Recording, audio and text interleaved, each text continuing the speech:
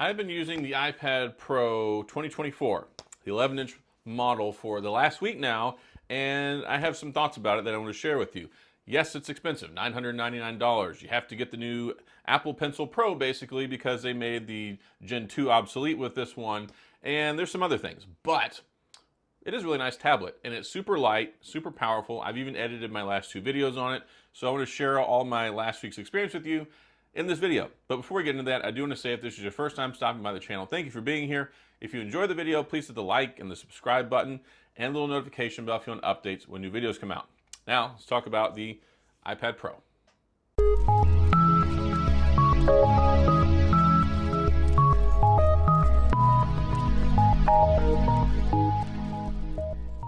So I went with the 11-inch model. Now, the last iPad I bought was a 2021 iPad Pro 12.9 inch. It's got the M1 chip in it.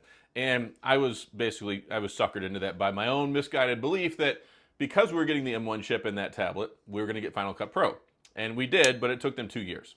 So, yeah, it basically turned into a giant paperweight. I bought the 128 gigabyte model, which really hasn't held up very well, especially for a productivity device. So, yeah, I went ahead and I got this one because I wanted to try something. I wanted to try actually using it for things like video editing. I've never edited a video on my other one. There just wasn't enough space, quite frankly, to be anything meaningful. And it was really big. I hated how big it was, but I felt like I was pigeonholed into having to buy it because they only put the mini LED in the 12.9. They didn't put it in the 11-inch model. I'm not going to spend all that money to get a substandard screen. So I bought the 12.9 and I regretted it. With all my Samsung tablets, it's always the 11-inch, 11-inch, 11-inch. I always get the smaller tablet. So this time, I righted a wrong that I did a few years ago. I went with the 11-inch model. Now I'm going to take this off, but I wanted to leave it on there because everybody always asks me, what are you using for a case? This is an ESR folio case. I think it was like $14.99. I used this on my previous iPad, and I'm using it on this one. And yeah, works out pretty nice. It's nice, it's easy, you can position it. I have it on my nightstand next to my bed so I can watch my shows and stuff. It's like having a mini TV. And then I did buy the Apple Pencil Pro. Why did I buy the Apple Pencil Pro? And I want to make sure something's crystal clear for those of you who don't know. The Apple Pencil Generation 2 will not work with the new iPad Pros, and the new Apple Pencil Pro will not work with the previous generation iPad Pros. Really irks me because I just don't see the reasoning for it. But anyway, they said that it's because they moved the camera. The camera is now on the horizontal side instead of the vertical side. Okay, whatever, that's cool. But as you can see, this one still connects. So it's like, okay, they had to move it so they could put the exact same spot for the new pencil. I don't know. Anyway, so yeah, there's that. But anyway, so I got that, and I'm not too upset about the price. When it comes to the iPad Pro, $999, I get it, it's expensive, but for what you can do with it, it's basically like having somewhere in between, I feel, like a MacBook Air and a MacBook Pro. I mean, you can't get anything else with the M4 chip in it right now. You can use the Magic Keyboard, but that's another thing. You gotta spend like another $300. Why? Because the previous Magic Keyboard does not work with these. So you have to get a new Magic Keyboard if you like to use that. You have to get a new Apple Pencil if you want to use that.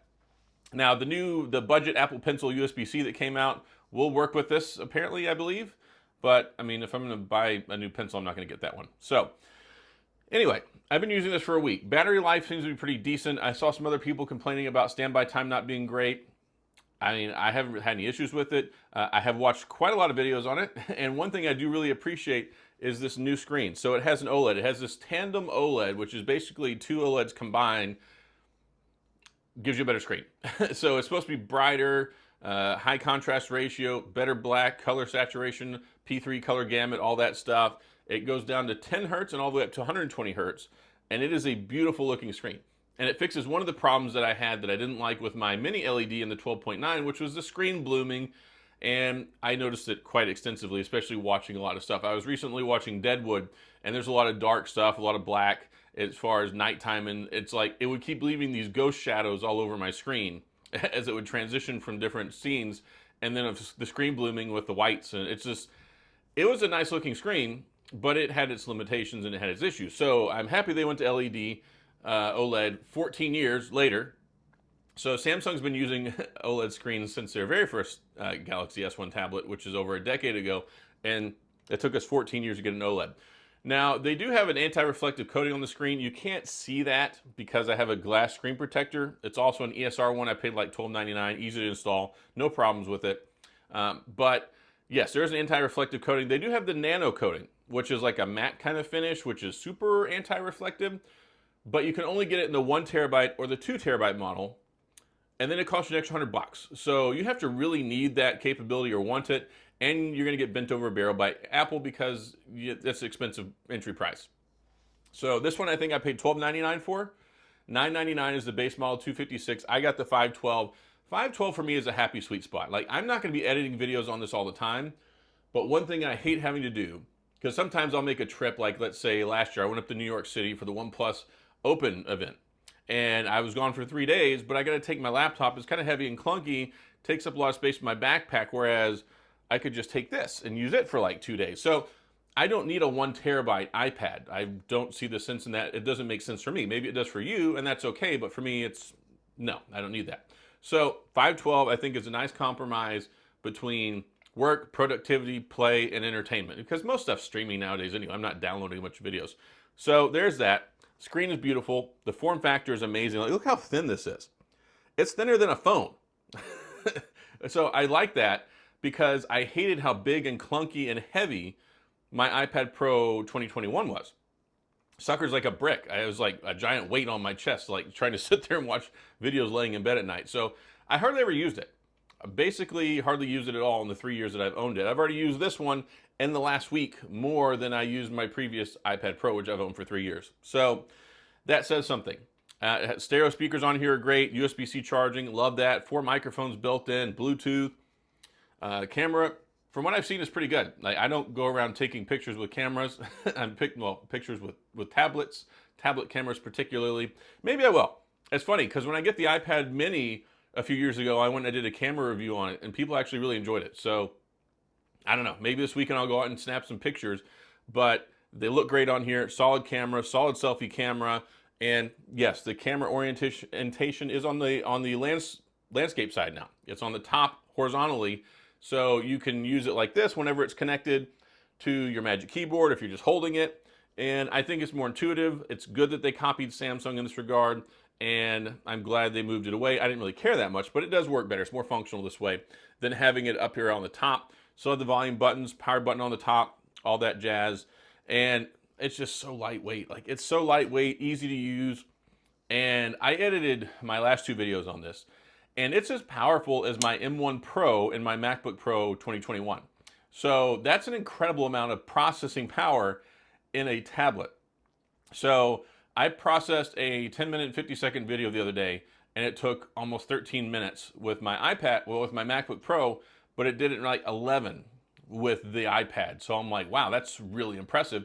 So that's one of the reasons I wanted to test it out, because if I can do that on the go, like, I don't need it to be able to process in 5 minutes, but if it can do it in like 10, 15, 9, hey, that's great. I just edit it, upload it from there, do everything all one-stop shop. So I actually made a tweet about this yesterday, talking about how it's crazy that you can run an entire YouTube channel in business with just an iPhone and an iPad. You can do it with the Samsung too. So this is not an exclusive to Apple thing, but since I edit with Final Cut Pro, which is not available on Samsung, then I use the iPad, I use the the iPhone, I use the MacBook. So I run my entire channel using a MacBook and an iPhone, but now it's quite evident that you can do it with a iPad and an iPhone. It doesn't have to be a Pro. You can do it with the regular iPhone. That's the same selfie camera. So it's just crazy what you can do with this technology now. Now, I'm not going to get in the weeds talking about how dumb iPad OS is. iPad OS is like iOS Lite, Pro Lite, I guess.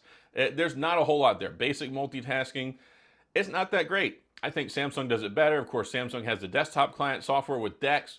So I still prefer, on a tablet experience, to use a Samsung tablet over an iPad. But for my work purposes and uniformity, using this, it works out really, really well. Plus, I love handoff with the AirPods. I use those a lot. Like, I'm editing I edit in bed a lot. I'm going to be honest here. I'll be laying in bed at like 2 o'clock at night editing my video, and I've got my AirPods in because I'm using them with my MacBook so as to not wake up my wife. And it's nice to be able to go from the MacBook or the iPhone to the iPad and it works pretty seamlessly. So if you're in the Apple ecosphere, this thing is, I think it's a dream. Now, I still have my hesitations about it because there are things that irk me. If you have a M2 iPad Pro, you probably don't need to upgrade.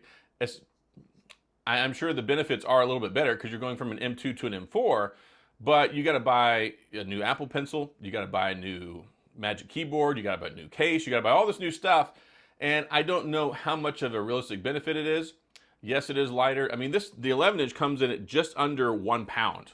Under 1 pound. It's like 0.98 pounds. So I thought 3 years was good for me. Going from a 2021 to a 2024 and then getting the size tablet that I wanted was important enough. Plus, it's lighter, better screen, OLED, all that jazz, and enough power and a chip that I felt comfortable that I thought I could edit videos with this. So, all in all, it's been a good experience. I'm still pissed off what Apple did because I can't use my Apple Pencil Generation 2. That just makes no sense to me.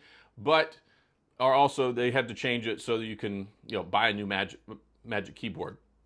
It's typical Apple cash grab stuff, and that's what I talked about in my video beforehand. But if you're new, if you haven't had one in 3 or 4 years, then it makes sense. I mean, they're not going to support everything for so long, for forever. But yeah, if you go 3 or 4 years, 2020, 2021, you haven't had an M1 or an M series chipset in your iPad, and you want to upgrade, you want to get the lighter one, you want the first ever OLED. There's a lot of nice things about the iPad itself. So I don't have problems with the price because the price has been consistent for a very long time. But I have issues with the way they do things with their peripherals and their accessories to charge you more Apple tax money. So anyway, I've been using it for a week. Very happy with it. Very impressed. I like it a lot. And for those of you who think I hate all Apple products, well, here's a good positive video for you. And I just like to reiterate, I don't necessarily dislike Apple products. I dislike Apple and the way they do business. So I like to try and separate the two of those. So anyway, it's very good. Also, they could have slimmed the bezels down a little bit. I mean, it's 2024. But anyway, that's all I got. If you have any questions or comments, please go to the comment section. I'll do my best to get back with you. If you enjoyed the video, please hit the like and the subscribe button and the little notification bell if you want updates when new videos come out. And as always, thanks for being here. I appreciate you watching, and I'll see you guys next time.